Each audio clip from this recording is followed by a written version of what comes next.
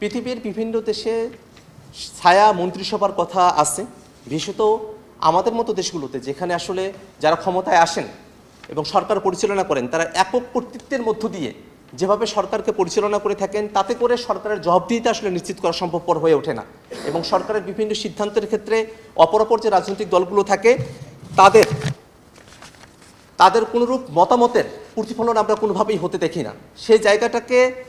বের হয়ে এসে যাতে করে আমরা আমাদের মন্ত্রিসভা যেগুলো আছে এবং মন্ত্রণালয় যেগুলো আছে সেগুলো যেন ইফেক্টিভলি জনস্বার্থে কাজগুলো করতে পারে, সে ব্যাপারেই আমরা আসলে ছায়া মন্ত্রিসভার কথা বলেছি, যারা মূলত সংশ্লিষ্ট মন্ত্রণালয়ের কার্যক্রমগুলোকে নিয়মিতভাবে পর্যবেক্ষণ করবেন, সরকারের নীতি নির্ধারণ ও প্রশাসনিক সিদ্ধান্তের সমালোচনা ও বিকল্প প্রস্তাব উত্থাপন করবেন,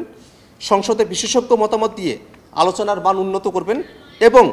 জনমত গঠনে সরকার বিরোধী অবস্থানকে তথ্যভিত্তিক এবং প্রাতিষ্ঠানিক রূপ দেবেন।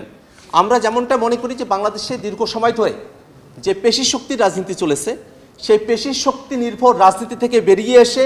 পলিসি নির্ভর রাজনীতি যেন বাংলাদেশে এস্টাবলিশড হয়, সেই ব্যাপারেই আমরা আসলে ছায়া মন্ত্রিসভার কথাটা উত্থাপন